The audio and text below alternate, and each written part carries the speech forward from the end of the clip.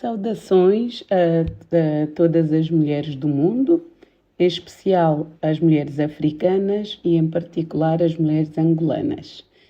O meu nome é Hortência Ribeiro de Matos, sou filha, mãe, esposa e executiva, advogada. Agradeço inicialmente à liderança feminina pelo convite e dou os meus parabéns pela promoção do tema da liderança no feminino e encorajamento das mulheres, passando sempre a informação de que sim, é possível. Bem, este tema da liderança feminina tem sido muito tratado ultimamente, apesar da história mostrar-nos que há muito tempo que as mulheres lutam pela libertação, pela igualdade, digamos assim. Segundo um relatório publicado em 2022 pelo Programa das Nações Unidas para o Desenvolvimento, que é PNUD, 50% da população mundial é composta por mulheres e meninas. E, ironicamente, são as partes mais vulneradas em todos os aspectos. Infelizmente. Se não vejamos, desses 50% da população mundial, apenas uma pequena parte está inserida no mercado de trabalho. Se verificarmos a nossa situação em África, onde temos muitos problemas de seca, numa situação de seca, por exemplo, em aldeias, as meninas é que são retiradas das escolas, caso frequentem as escolas, não é? Porque em muitas situações nem frequentam as escolas, são retirados para cartarem água para a família. Ainda que existem uma família de 10 pessoas, 8 rapazes e 2 meninas a frequentarem as escolas, serão as meninas retiradas para procurarem o sustento para a família enquanto os rapazes continuam a estudar. As cidades do mundo inteiro são projetadas, não são, aliás, projetadas com mulheres em mente. Isto também está no próprio relatório das Nações Unidas, pois muitas vezes estas cidades são inseguras e hostis para as mulheres, onde sofrem ataques, assaltos, assédios, ao andarem sozinhas. Portanto, é urgente reparar a desigualdade existente, pois quando falamos em igualdade de género, queremos referir que, primeiro, há que equiparar a balança para depois falarmos de igualdade de circunstâncias, para depois podermos competir, porque a balança está muito desequilibrada, onde temos sempre os homens muito superiores às mulheres em relação aos cargos, às oportunidades e várias outras situações. Apesar de sermos nós, não é? As mulheres, o berço da humanidade, digamos assim, não é? Damos a luz aos próprios homens, mas infelizmente somos a parte mais vulnerável. Ainda assim, apesar das mulheres serem uma minoria nas lideranças, por exemplo, das organizações, quase todas as organizações do mundo, se formos verificar a liderança, as mulheres são sempre a minoria nesses casos, não é? Muitas vezes o problema não está na inaptidão das mulheres, mas sim nas barreiras invisíveis que existem dentro da própria sociedade, dentro da própria empresa, em que somos catalogadas sempre como a parte mais fraca. A verdade é que este grito de socorro começou há muitos anos, com vários movimentos espalhados pelo mundo, como, por exemplo, o movimento feminista contemporâneo que surgiu nos Estados Unidos nos anos 60 e alastrou-se pelos países industrializados, onde cada movimento tenta encontrar um tema para chamar a atenção à necessidade da libertação da mulher.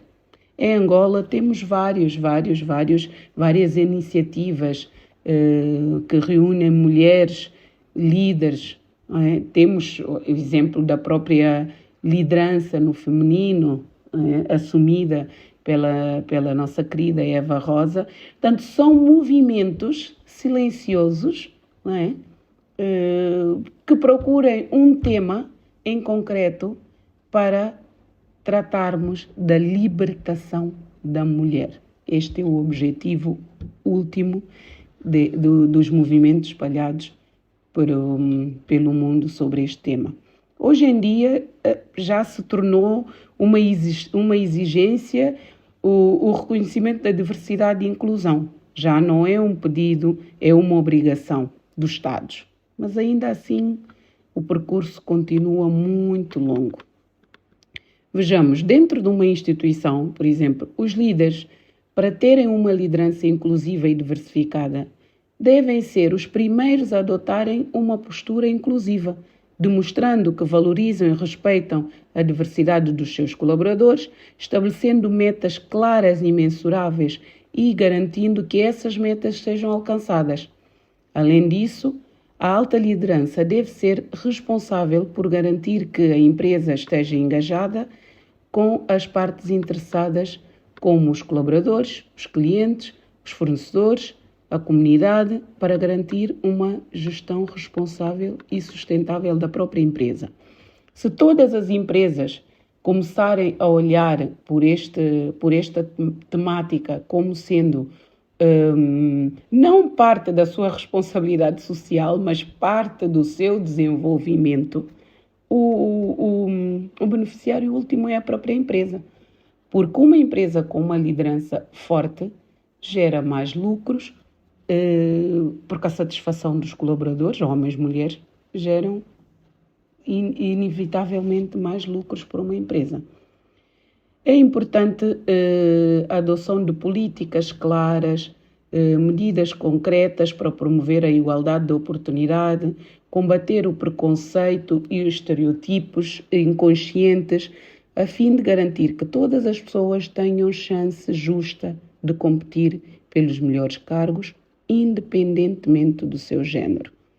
Nós devemos colocar à disposição dos concorrentes os requisitos necessários e depois lançamos